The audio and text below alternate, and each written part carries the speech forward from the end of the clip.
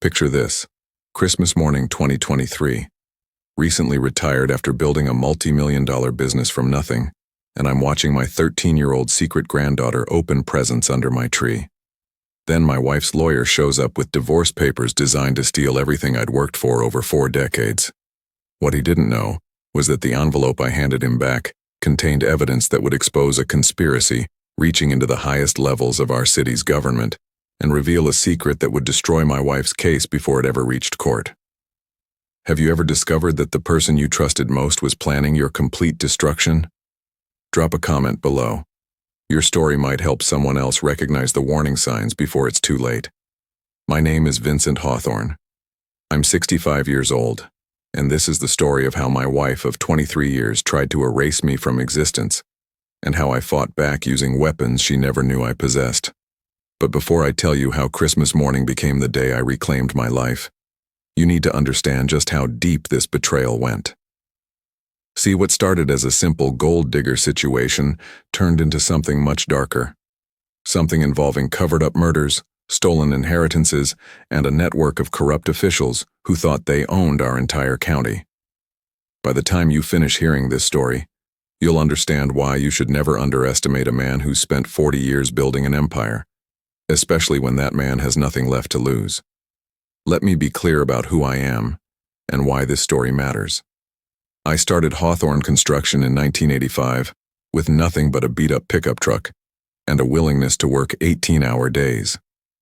Over nearly 4 decades, I built it into the largest commercial construction company in 3 states, with annual revenues exceeding $200 million. I've built hospitals, schools, government buildings, and shopping centers across the Southeast. My reputation was built on integrity, fair dealing, and never backing down from a fight. But nothing, and I mean nothing, prepared me for the war that was about to be waged in my own home by the woman I'd loved and trusted for over 2 decades. Let me take you back to where this really began. November 2020. The smell of sawdust and concrete still clung to my clothes as I walked through the front door of our sprawling colonial home in the most exclusive part of Charleston.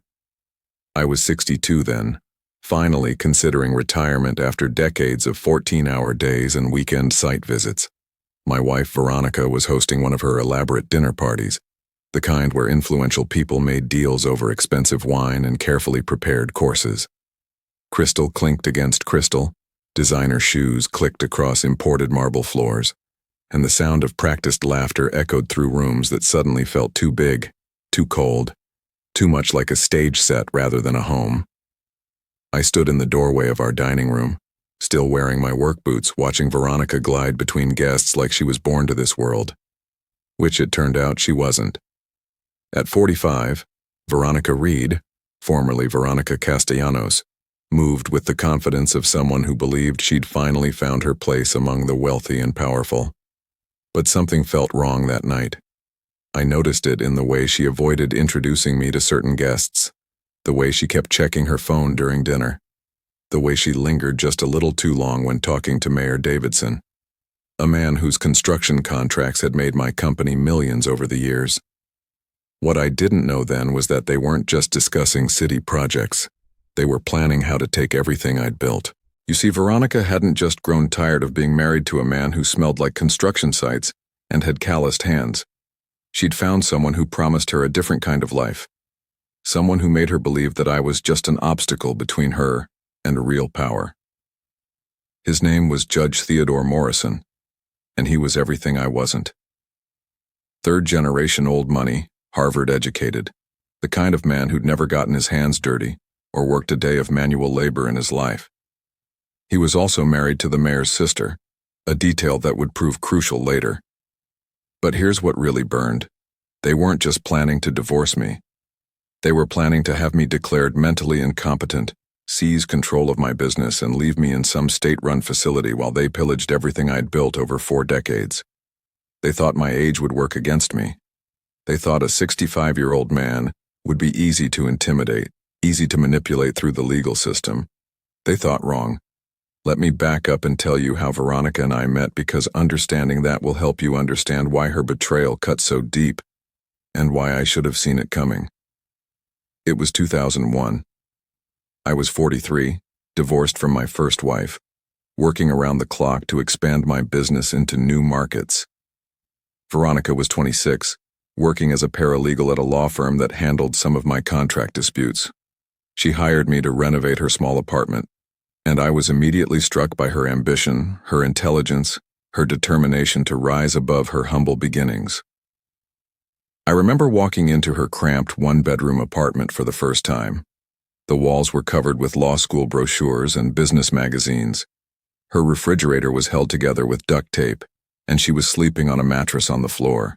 But her eyes, God, her eyes burned with the kind of hunger I recognized in myself. The hunger to be more than what you were born to be. "Mr. Hawthorne," she said, offering me a cup of coffee in a chipped mug. "I've heard you started with nothing and built an empire. I respect that. I want to build something too." If only I'd paid more attention to what she wanted to build it from. Our courtship was intense and passionate. Veronica was fascinated by my success stories, my connections in the business community, my ability to navigate complex deals and challenging personalities. I was captivated by her intelligence, her beauty, and what I thought was her genuine admiration for the life I'd built.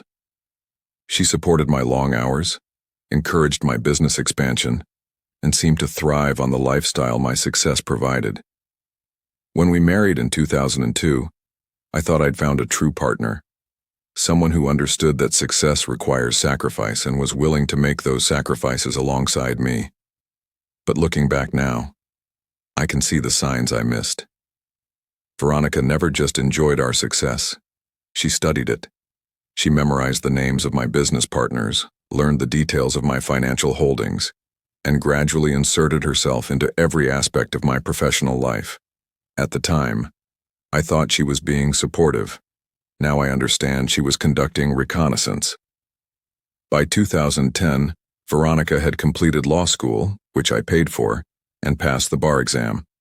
Instead of practicing law, she became what she called my executive assistant, managing my calendar, handling correspondence with city officials, and representing me at social functions when I was too busy working. She was good at it. Better than good. She had a natural talent for reading people, for knowing exactly what they wanted to hear, for building the kind of relationships that open doors and create opportunities. The first real warning sign came in 2018, but I was too distracted by business to pay attention. I was reviewing quarterly financial reports when I noticed something odd. Several large checks written from our joint account to something called Charleston Heritage Foundation. When I asked Veronica about it, she explained that it was a charity she'd gotten involved with, focused on preserving historical buildings. "It's great for networking," she said, kissing my cheek as she headed out to another charity event. "Judge Morrison runs it, and Mayor Davidson serves on the board. The connections we're making will be invaluable for the business." I should have investigated further. I should have asked more questions. But I trusted her completely, and trust, as I learned, can be the most expensive mistake you ever make. Over the next 2 years, Veronica's charity work consumed more and more of her time.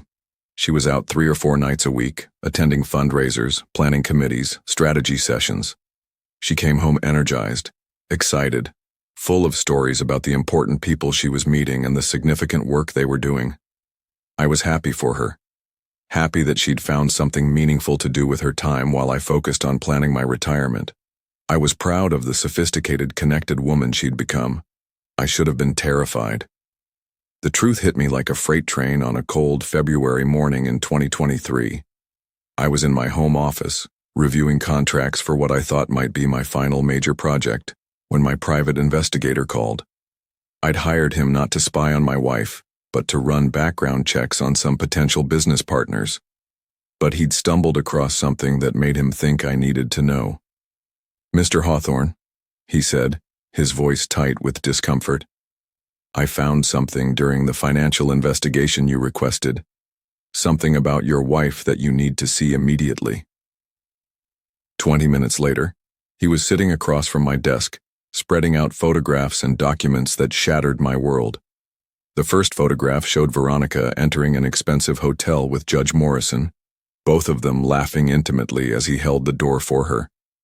The timestamp showed it was taken during one of her charity meetings. The second photo captured them at a private dinner, leaning across a candlelit table, her hand covering his, both of them looking like lovers, not committee members. But the third document, the third document was what really destroyed me. It was a copy of a legal petition, not yet filed, requesting that I be declared mentally incompetent due to age-related cognitive decline and increasing paranoid behavior. It claimed that my obsession with work and inability to trust others were signs of dementia, and that I needed to be placed under legal guardianship for my own protection. The proposed guardian was my loving wife, Veronica Hawthorne. I stared at those documents for what felt like hours, my coffee growing cold, my hands shaking with a mixture of rage and heartbreak that I hadn't felt since my father died when I was 25. But this was different. This was personal. This was the woman I'd trusted with everything. My heart, my home, my business, my future. But here's the thing about betrayal at my age. It doesn't just break your heart. It clarifies everything. All the late-night meetings, the mysterious phone calls, the way she'd started treating me like a benevolent but slightly doddering uncle suddenly made perfect sense. And if there's one thing you learn building a business from nothing, it's that the best defense is a completely overwhelming offense.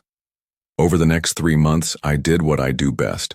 I planned, I investigated, and I prepared for war. But this time it wasn't about winning a construction contract or outbidding a competitor. This was about survival.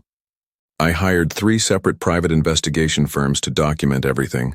Veronica's movements, Judge Morrison's activities, every meeting, every phone call, every financial transaction I could legally access. I had 40 years of business relationships, and I called in every favor I was owed. But what I discovered was so much worse than a simple affair between a gold digger and a corrupt judge. The Charleston Heritage Foundation was a front for a massive money laundering operation. Judge Morrison, Mayor Davidson, and a network of other officials had been using it to funnel bribes, hide kickbacks, and finance political campaigns with dirty money for over a decade. And Veronica wasn't just Judge Morrison's lover. She was his business partner. The financial records I obtained showed that over the past 5 years, Veronica had systematically moved millions of dollars from my accounts into shell companies controlled by the foundation. Money I thought was going to charity was actually funding political campaigns, bribing building inspectors, and purchasing real estate that would later be sold to the city at inflated prices. She hadn't just married me for my money, she'd married me to steal it. But the absolute worst discovery came when I traced the foundation's earliest activities back to 2003, just 1 year after Veronica and I were married. They'd been planning this from the beginning. The loving wife, the supportive partner, the woman who shared my bed and my dreams. It had all been an act, a long, carefully executed con designed to position her to steal everything I'd worked for when I became too old to protect myself. And then I discovered something that changed everything. I had a granddaughter I'd never known existed. Hidden in the financial records was a series of payments to a private school in Atlanta, tuition payments that traced back to my first wife, Margaret, who died in a car accident in 2019. Margaret, who'd apparently been hiding a secret from me for 14 years. Our daughter Sarah, who I'd lost touch with after the divorce, had a 13-year-old daughter named Amy.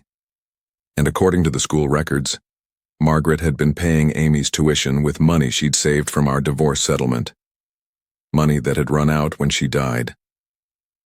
I sat in my car outside that private school for 2 hours, watching children come and go, wondering which one might be my granddaughter.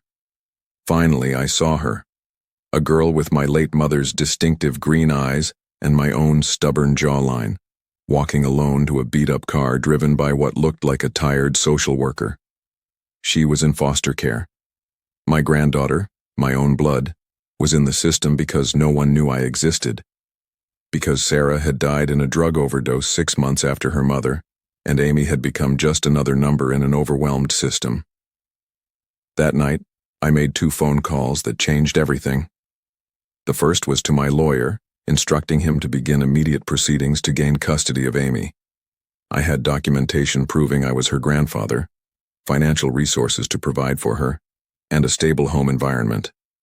Within a week, she was living with me. The second call was to Agent Rebecca Martinez of the FBI's Public Corruption Unit. I'd met her years earlier when she'd investigated some union irregularities at one of my job sites. She was honest, thorough, and had a reputation for taking down powerful people who thought they were above the law. "Agent Martinez," I said when she answered her personal cell phone. "This is Vincent Hawthorne. I have information about a corruption network that I think you'll find very interesting." 3 days later, I was sitting in a secure FBI conference room, turning over 4 months of documented evidence about the Charleston Heritage Foundation. Financial records, photographs, recorded phone conversations, property transfers, everything needed to bring down what Martinez called the most sophisticated municipal corruption scheme we've seen in decades. Which brings us back to Christmas morning, 2023. The smell of pine needles and cinnamon filled our house, not the cold, formal mansion I'd shared with Veronica, but the comfortable 2-story home I'd bought after moving out. Amy was in the living room, still in her pajamas, surrounded by wrapping paper and the biggest pile of presents she'd probably ever seen. For 4 months I'd been her legal guardian, and for 4 months I'd been learning how to be a grandfather. She was brilliant, funny, and had inherited the family talent for seeing through people's lies. She'd taken one look at Veronica during a supervised visit and whispered, "Grandpa, that lady is fake as a $3 bill." I was in the kitchen making Amy's favorite Christmas breakfast, French toast with strawberries, when the doorbell rang. Through the window I could see a black sedan parked in my driveway and a man in an expensive suit standing on my porch, holding a manila envelope. Lawrence Kensington, Judge Morrison's personal attorney, had apparently drawn the short straw for Christmas morning process service. I could hear Amy in the living room, talking to her new puppy, a golden retriever she'd named Justice, completely oblivious to what was happening. Upstairs I could hear the shower running. Amy's social worker, Linda, was staying over for the holiday to help with the transition. Lawrence rang the doorbell again, then knocked sharply. I dried my hands on a kitchen towel, walked to the front door, and opened it with the same calm I'd carried into 1,000 business negotiations. "Vincent Hawthorne?" he asked, though he clearly knew who I was. "That's right. I'm serving you with a petition for mental competency evaluation and emergency guardianship transfer. You're required to submit to psychological testing within 72 hours, or a warrant will be issued for your immediate commitment." I took the envelope without opening it, then excused myself for a moment. I walked to my home safe, entered the combination, and pulled out a sealed package I'd been preparing for months. When I returned to the porch, Lawrence was still standing there, probably expecting me to be confused, angry, or frightened. Instead, I handed him my package. "What's this?" he asked, his confidence wavering slightly. "Evidence," I said calmly. "Evidence of prosecutable felonies committed by your client, his co-conspirators, and my wife. Evidence that will end careers and result in prison sentences." Lawrence's face went pale. "I don't know what you're talking about." "Open it." With shaking hands, Lawrence broke the seal and pulled out the top document. It was a photograph of Judge Morrison accepting a briefcase full of cash from a known drug dealer, taken with a telephoto lens outside a private club. His hands trembled as he flipped through more photos, financial records, and FBI case numbers. This is," he stammered. "Evidence of judicial corruption, money laundering, conspiracy to commit fraud, elder abuse, and about 12 other felonies." I finished for him. "Tell your clients that they have until New Year's Day to withdraw all legal proceedings against me and surrender themselves to federal authorities. Otherwise, every news outlet in the Southeast gets copies of everything in that package." Lawrence's smugness had completely evaporated. What are your terms?" "No terms," I said quietly. "Justice. Your clients committed serious crimes, and they're going to face serious consequences. The only question is whether they do it with dignity, or whether I destroy them publicly first." I could see sweat beading on Lawrence's forehead despite the December chill. Behind me, I heard Amy calling out, Grandpa, the French toast is ready. And Lawrence, I added, if anything happens to me or my granddaughter, if we have so much as a suspicious accident, copies of that evidence are automatically released from multiple secure locations. I've learned that corrupt people sometimes get desperate when cornered. Lawrence left without another word, clutching the package like it was radioactive. I went back inside, flipped the French toast, it was perfectly golden, and served Christmas breakfast to Amy as if nothing had happened. Who was that, Grandpa? Amy asked, cutting her French toast into precise squares. Just someone delivering an early Christmas present, I said, refilling her orange juice. I think it's going to make a lot of people very happy. For the next 2 hours, we opened presents and played with Justice like a normal family. Amy squealed with delight over her new laptop. She wanted to learn programming. Her telescope, she was fascinated by astronomy. And the savings bond I'd opened for her college education. She was so happy, so genuine, so completely unlike the sophisticated phoniness I'd lived with for 2 decades. Watching her play with that puppy, seeing her face light up when she opened each present, I realized that this betrayal had given me something precious I never would have found otherwise. A real family. The first phone call came at 3:17 p.m. I was helping Amy set up her telescope when my secure phone buzzed. The caller ID showed Judge Morrison's personal number. You son of a bitch, he snarled when I answered. You think you can blackmail a sitting judge? I'm not blackmailing anyone, I said calmly, stepping into the hallway so Amy couldn't hear. I'm providing evidence of crimes to the appropriate authorities. Unless, of course, you'd prefer to resolve this matter before the FBI gets involved. There was silence on the line for a long moment. Then, what do you want? I want you to resign from the bench, surrender your law license, and turn yourself in to federal authorities. I want Mayor Davidson to do the same, and I want my wife to disappear from my life forever. You're destroying innocent people's lives. No, I said, my voice hardening. I'm protecting innocent people from criminals who've been robbing this city blind for over a decade. There's a difference. The second call came from Veronica herself, an hour later. I watched through my security cameras as she paced back and forth on my front porch, her phone pressed to her ear, her perfectly manicured hands gesturing wildly. When I finally answered the door, her carefully maintained composure was cracking around the edges. We need to talk, she demanded. No, I said simply. We don't. Vincent, please, you don't understand what you're doing. I stepped onto the porch and closed the door behind me, not wanting Amy to hear what was coming.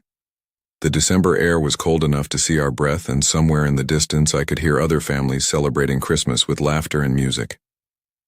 I understand perfectly, I said. You married me to steal my money. You've been moving my assets into accounts controlled by your criminal conspiracy. You were planning to have me declared incompetent so you could steal everything I've worked for over 40 years. That's not... It wasn't supposed to... Veronica's voice cracked. It wasn't supposed to what? Be discovered? You thought you could con an old man and walk away with millions of dollars? For just a moment, Veronica's mask slipped completely, and I saw something that might have been genuine regret. Or maybe just fear. It was hard to tell. Vincent, she said, her voice softer now. I never meant for it to go this far. Theodore. He convinced me that you'd never miss the money. That you had more than you could ever spend. So you decided to help me spend it? I thought we could all benefit. I thought you'd be happy to help fund important projects, community development. Community development? I pulled out my phone and showed her a photograph of Judge Morrison boarding a yacht in the Bahamas. Is that what you call this? Community development? She stared at the phone screen, and I watched the color drain from her face as she realized exactly how much I knew. How long? She whispered. How long what? How long have you known? Long enough to document every crime you've committed. Veronica sank onto my porch steps, suddenly looking older than her 47 years. I never wanted to hurt you, she said. I wanted to be somebody. I wanted to matter. You did matter, I said. You mattered to me. That should have been enough. She looked up at me with tears in her eyes. Would it have been enough? Really? If I'd just been your wife, growing old quietly, watching you work until you died? Would that have been a life worth living? It was a fair question and it deserved an honest answer. I don't know, I admitted. But it would have been real. What we had for 23 years. The parts that were real, that was worth something. You threw it all away for money that was never going to make you happy. The next morning, Lawrence Kensington called at exactly 9 a.m. My clients want to negotiate, he said, his voice tight with barely controlled panic. There's nothing to negotiate. They surrender to federal authorities or I release everything to the media. Those are the only two options. Judge Morrison is willing to resign from the bench and pay full restitution. Not good enough. He's committed federal crimes. This is beyond civil penalties. 3 hours later, Agent Martinez called. Vincent, we've got enough evidence to move forward immediately. We're executing search warrants on Judge Morrison's home, Mayor Davidson's office, and the Charleston Heritage Foundation this afternoon. We'll need you and Amy in protective custody until the arrests are made. How many people are going down? 17 so far, and we're just getting started.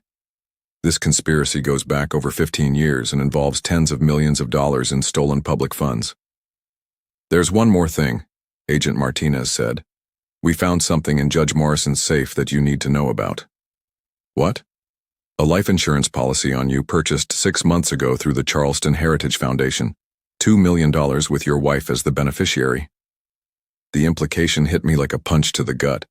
They hadn't just been planning to steal my money, they'd been planning to kill me. I sat down heavily, my hands shaking as the full scope of their plan became clear. The mental competency petition was never meant to succeed long term. It was just meant to isolate me, make me look paranoid and unstable so that when I died, possibly from the stress of fighting the legal proceedings, no one would ask too many questions. Vincent, are you still there? Yeah, I managed. I'm here. We're taking them down today. All of them. And Vincent? That granddaughter of yours saved your life. If you hadn't started fighting for custody, if you hadn't moved out of that house, they probably would have succeeded. The arrests made national news. Judge Theodore Morrison, Mayor Davidson, and 14 other officials were charged with conspiracy, money laundering, fraud, and attempted murder. The story dominated headlines for weeks. Massive corruption scandal rocks Charleston. Judge and mayor arrested in $1 million scheme. Businessman exposes political conspiracy. Veronica was arrested at the airport, trying to board a flight to a non-extradition country with 2 suitcases full of cash and jewelry. The photograph of her being led away in handcuffs ran on the front page of every newspaper in the Southeast. 6 months later, I'm sitting on the porch of our new house, a comfortable ranch-style home in a quiet neighborhood where Amy can ride her bike, and Justice can run in the fenced backyard. The smell of barbecue smoke drifts from a neighbor's grill, and I can hear Amy practicing piano through the open windows. She's thriving in ways I never expected. Her grades are excellent, she's made friends at her new school, and she's teaching me things about technology that make me feel ancient and proud at the same time. Last week, she built a website for my construction company. Apparently, my 40-year-old business needed a stronger online presence. The business is doing better than ever. Word spread through the construction industry about how I'd handled the corruption scandal, and I've been hired by 3 other cities to review their bidding processes and help identify potential fraud. I'm busier now than I was before I retired, but it's different work. Meaningful work that helps protect other honest contractors from the kind of corruption I faced. People sometimes ask me if I regret exposing Veronica and her conspirators. If I wish I'd found a way to handle it privately, without destroying so many lives and careers. The answer is simple. They were criminals.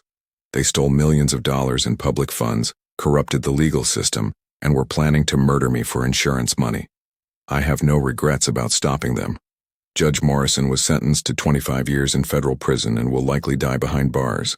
Mayor Davidson got 15 years and has already been attacked twice by inmates who don't appreciate corrupt politicians. The other conspirators received sentences ranging from 5 to 12 years. Veronica's fate was complicated. During her trial, her defense attorney argued that she'd been manipulated and coerced by Judge Morrison, that she was as much a victim as a perpetrator. The prosecutor painted her as a calculating gold digger who'd married me specifically to steal my fortune. Both sides were probably right. She was sentenced to 8 years in federal prison. But here's the thing that surprised everyone. She accepted responsibility. During her sentencing hearing, she stood up and delivered a speech that the local newspapers called stunning in its honesty. "Your Honor," she said, her voice clear and steady, "I married Vincent Hawthorne because I thought his money would make me happy. I stayed married to him because his money did make me comfortable, and I betrayed him because other people convinced me that I deserved even more money. But Vincent Hawthorne is a good man who worked for everything he earned. He treated me with respect and generosity for 23 years, and I repaid that kindness with theft and betrayal. I don't deserve forgiveness, and I'm not asking for it. I just want everyone to know that the crimes I committed were about my greed, not his failures." She served 5 years and was released early for good behavior. I heard from mutual acquaintances that she was working as a paralegal again, living quietly in a small apartment, attending church regularly. She'd apparently found something resembling peace in accepting responsibility for her choices. This morning, Amy and I are working in our garden. She's planting sunflowers. She read that they attract beneficial insects, and I'm trying to fix our irrigation system. Apparently, 65-year-old fingers aren't as nimble as they used to be. Justice is helping by digging holes in exactly the wrong places. "Grandpa," Amy says, wiping dirt off her hands, "do you ever miss being married?" It's a fair question from a 14-year-old who's trying to understand adult relationships. "I miss being married to the person I thought your grandmother was," I tell her. "But that person never really existed. The real Veronica was someone who saw people as opportunities rather than human beings." "Do you think she ever loved you?" "I think she loved the idea of me. She loved my success, my connections, my ability to provide the lifestyle she wanted. But love means caring about someone else's happiness as much as your own. Veronica never learned how to do that." Amy considers this while patting soil around her sunflower seeds. "I think real love means choosing someone every day, even when it's hard." "That's exactly right," I tell her. "Where did you learn that?" "From watching you choose me every day, even when I'm difficult." There's one more thing I should tell you. Something that came to light during the federal investigation. Remember how I discovered Amy's existence through those financial records? How Margaret had been paying her tuition until she died? It turns out that wasn't an accident. Agent Martinez's investigation revealed that Margaret had hired a private investigator to document Veronica's activities starting in 2018. She'd suspected something was wrong, not because she still cared about me romantically, but because she was worried about Amy's future. Margaret knew she was dying. Liver cancer that she'd kept secret from everyone, including our daughter Sarah. She'd been trying to build a case that would expose Veronica's crimes and protect my assets, ensuring that Amy would have a grandfather to turn to when Margaret was gone. The private investigator Margaret hired was the same one who eventually brought me those photographs of Veronica and Judge Morrison. Margaret had paid him for 5 years of investigation, with instructions to contact me only if she died, or if Veronica's activities escalated to the point where I was in immediate danger. In her final months, Margaret had been trying to protect a granddaughter I didn't know existed, and a man she'd divorced decades earlier. She'd been fighting for our family even when we didn't know we were still a family. Right now, justice is barking at a butterfly.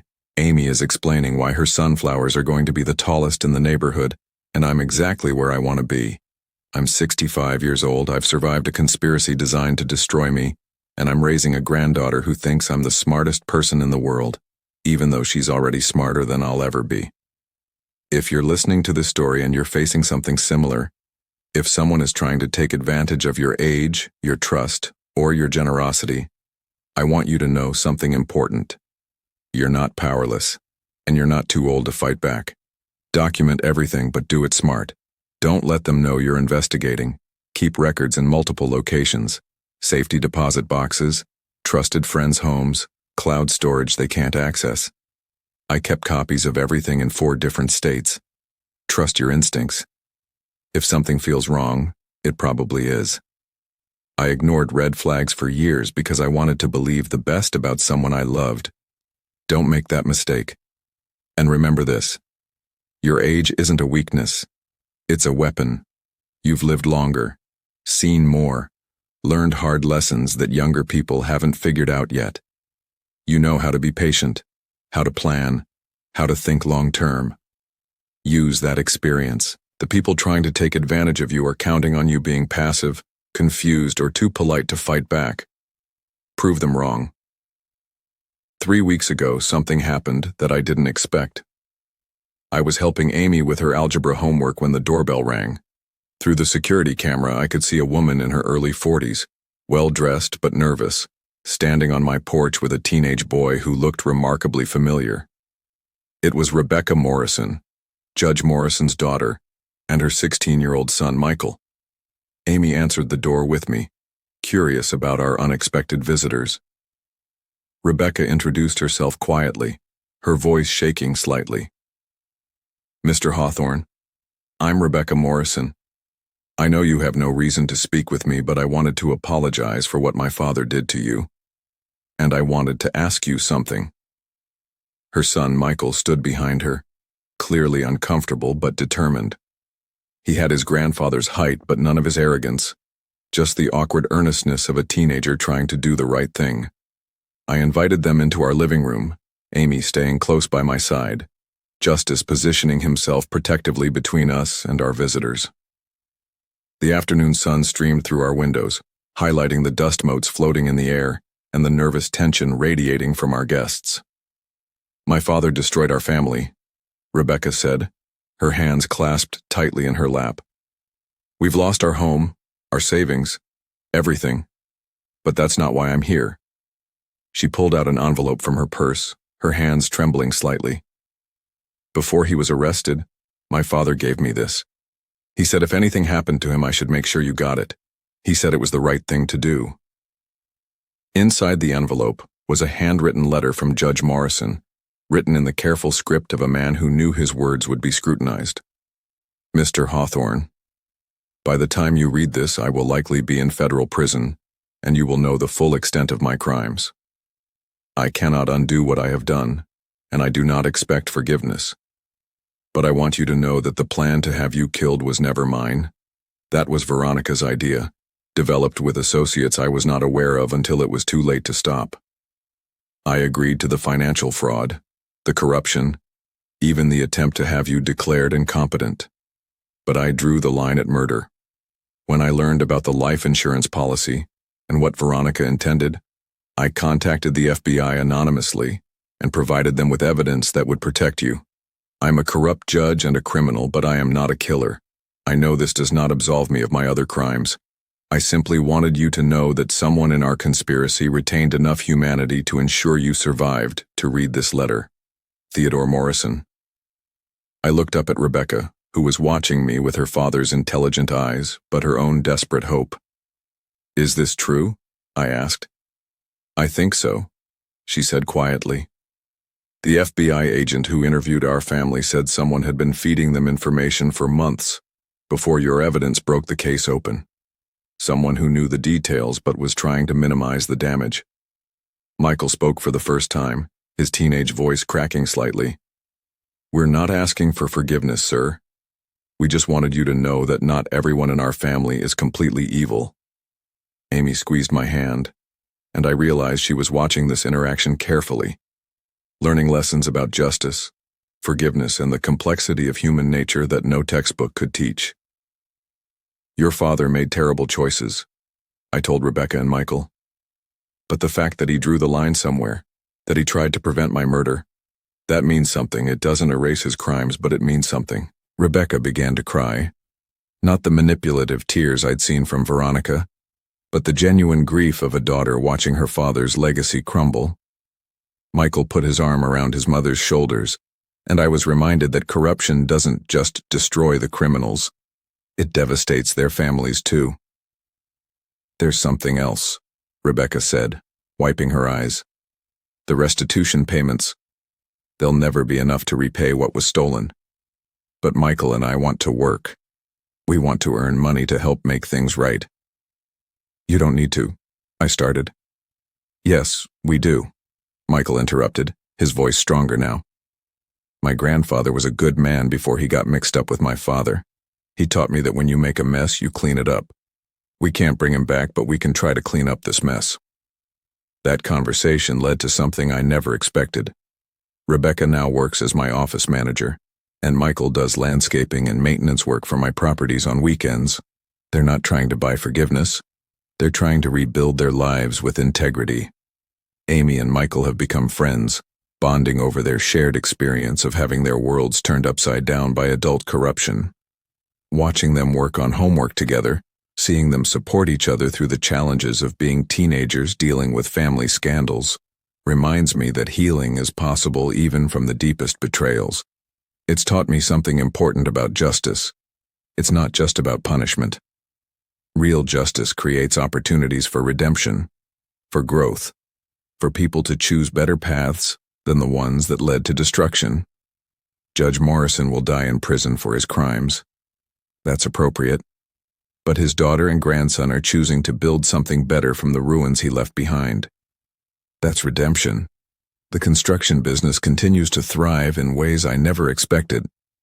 Last month, I was approached by the Department of Justice to help develop new protocols for identifying corruption in municipal construction contracts.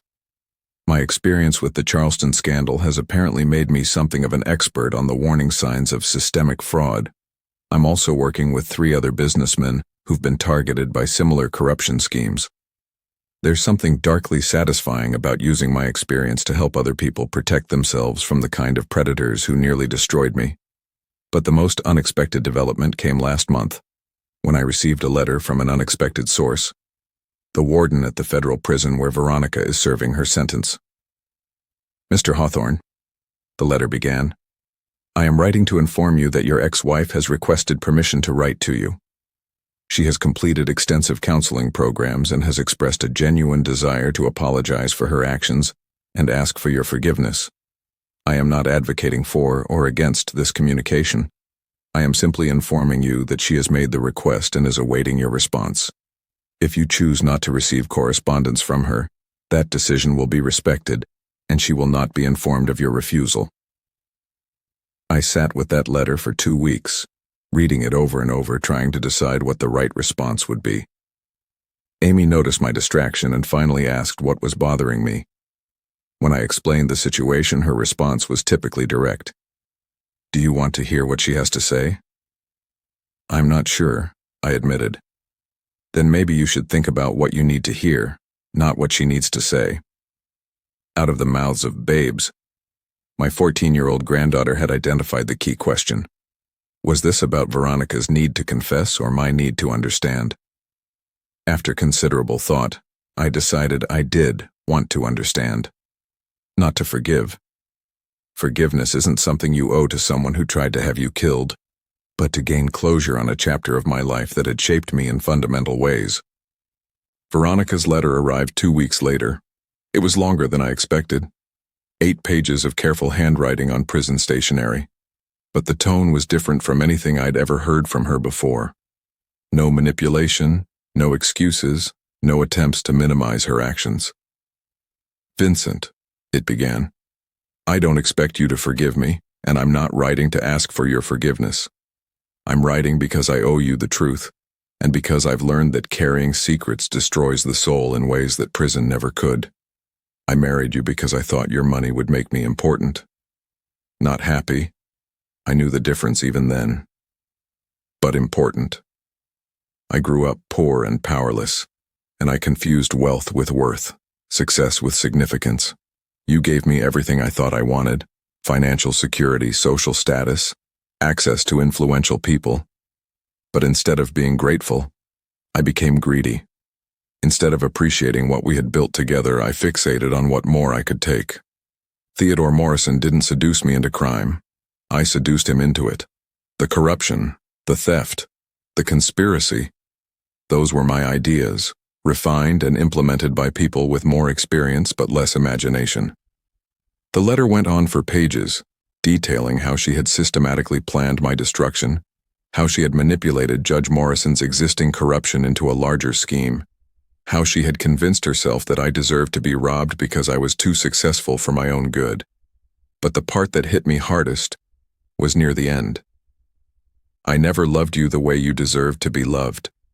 I loved the lifestyle you provided, the doors you opened, the respect your success commanded. But I never loved you as a person, flawed, human, deserving of loyalty and honesty from the woman who shared your life. The tragedy is that if I had been capable of real love, I would have discovered that you were actually a remarkable man. Kind, generous, hardworking, devoted to the people you cared about. I threw away something precious because I didn't recognize its value. I am genuinely glad you survived our conspiracy. I am genuinely glad you found Amy and built a real family with her. And I am genuinely sorry for the pain I caused, even though I know that sorrow changes nothing. I read that letter 3 times, then put it in my safe next to all the other documents from this ordeal. Not because I was planning to show it to anyone, but because it represented the end of something that had haunted me for years, wondering whether any part of our marriage had been real. Now I knew. It hadn't been. And strangely, that knowledge brought peace rather than pain. I could finally let go of the good memories without feeling like I was betraying reality. The woman who wrote that letter was capable of honesty and self-reflection. The woman I'd been married to wasn't.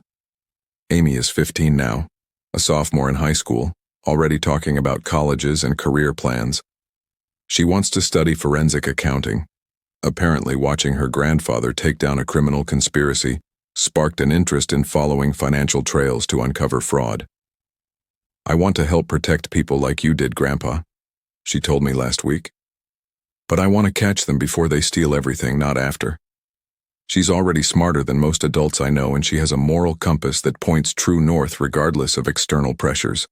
Sometimes I think Margaret and Sarah would be proud of the young woman Amy is becoming. Sometimes I think they're watching somehow, pleased that their sacrifice led to something beautiful. Tonight, we're sitting on our back porch, watching the sunset paint the sky in shades of orange and purple. Justice is sprawled across both our feet, snoring softly. Amy is reading a book about cryptocurrency fraud, her idea of light evening entertainment. And I'm reviewing plans for a community center I'm building pro bono for the city. People sometimes ask me what I learned from this experience, what wisdom I gained from nearly losing everything to people I trusted completely. The answer is complicated. I learned that trust is precious and should be given carefully.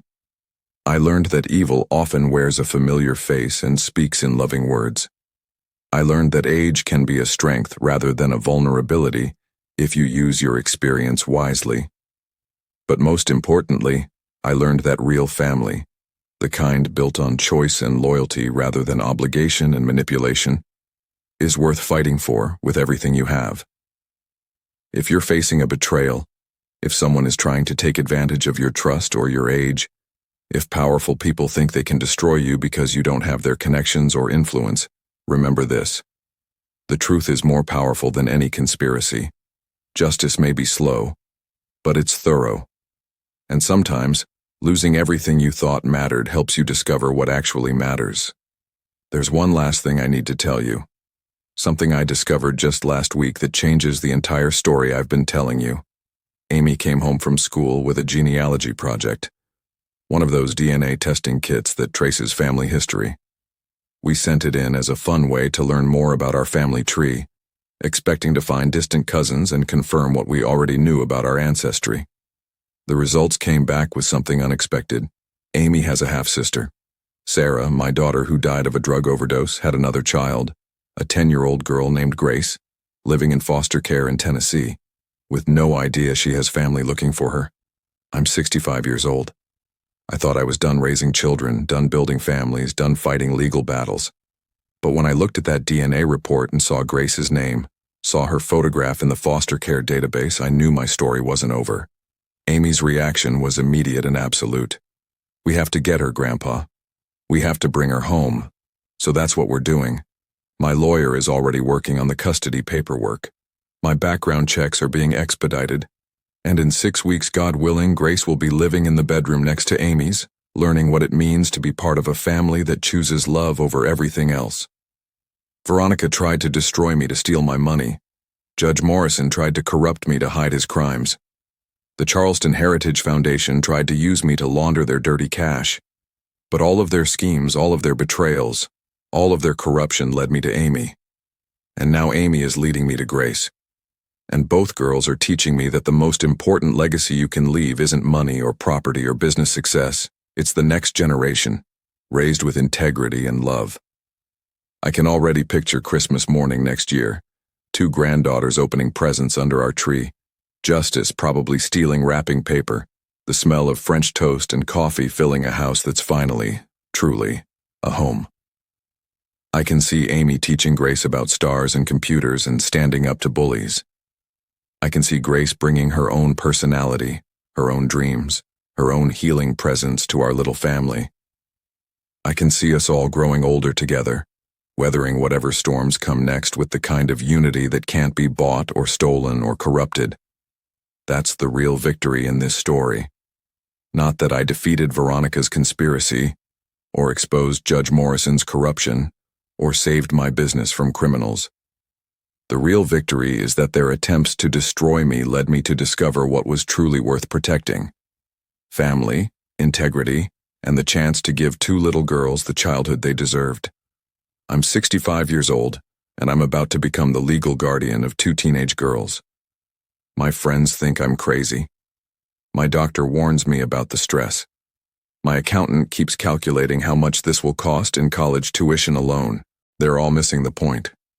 Money exists to serve life, not the other way around. Success means nothing if you have no one to share it with. And power is worthless unless you use it to protect the people who can't protect themselves. If you're listening to this story and you're facing your own betrayal, your own corruption, your own fight against people who think they're untouchable, I want you to remember something.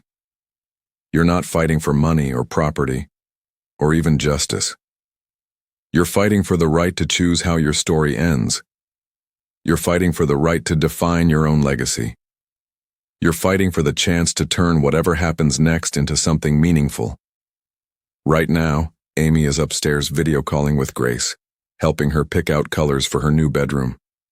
Justice is asleep on my feet, dreaming whatever dreams golden retrievers dream. And I'm sitting in my home office, surrounded by the financial statements and legal documents and construction plans that define my professional life, but thinking about something much more important. In exactly 6 weeks from today, my life will transform in ways I never could have anticipated when I was younger. I'll find myself in the remarkable position of helping a bright, curious 10-year-old girl navigate the complexities of her homework assignments. Mathematics problems that once seemed routine will become adventures in discovery as I watch her young mind work through each challenge.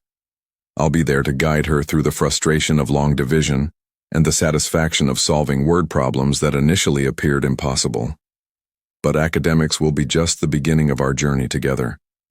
I'll be teaching her the fundamentals of throwing a baseball, showing her how to grip the leather sphere properly, how to wind up her arm for maximum power and accuracy, and most importantly, how to follow through with confidence.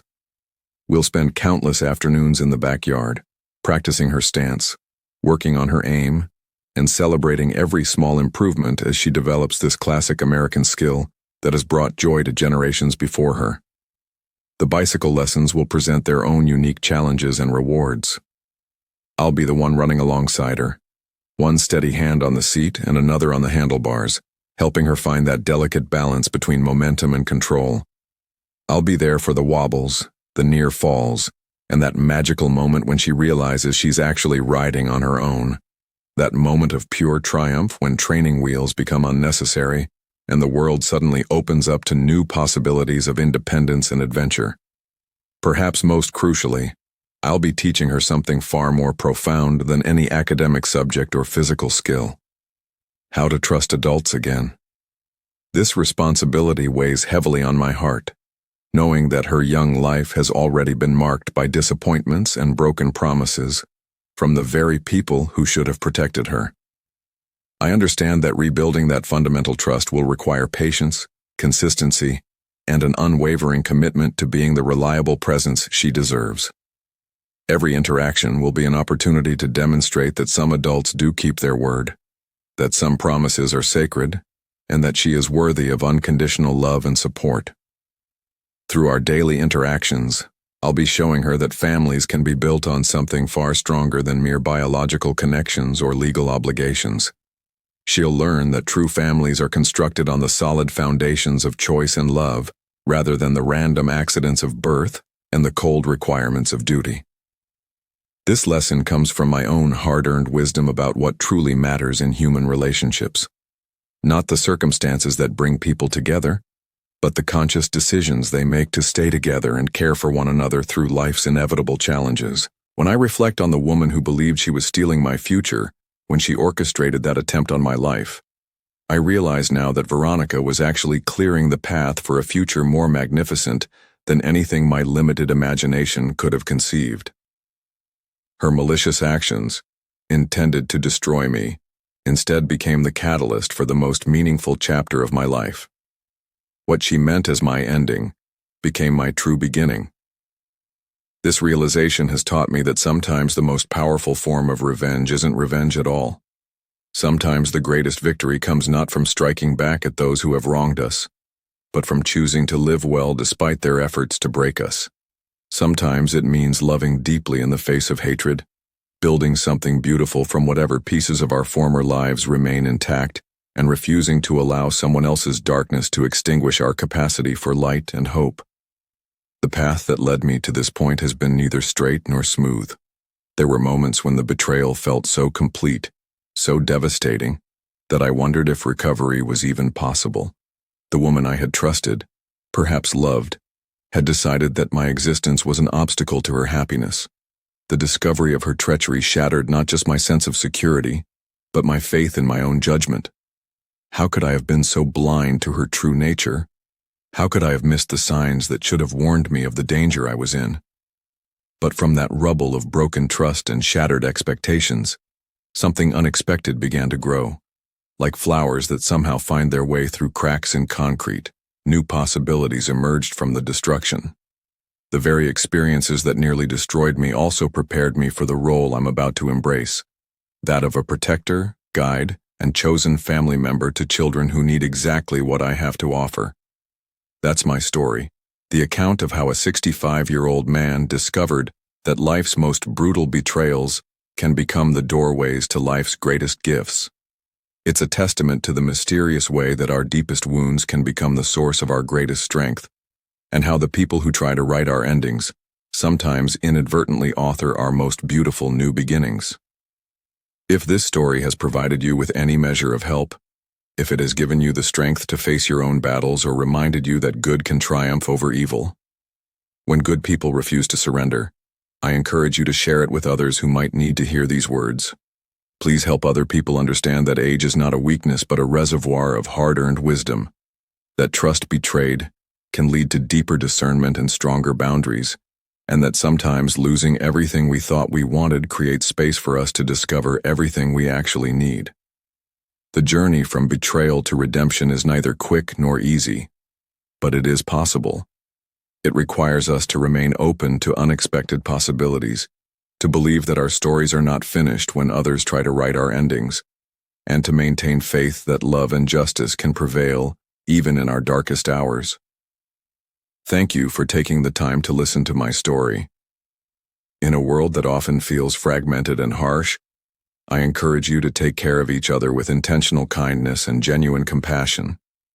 Remember that you're never too old to fight for what truly matters, and you're never too broken to build something beautiful from the pieces of your life that remain.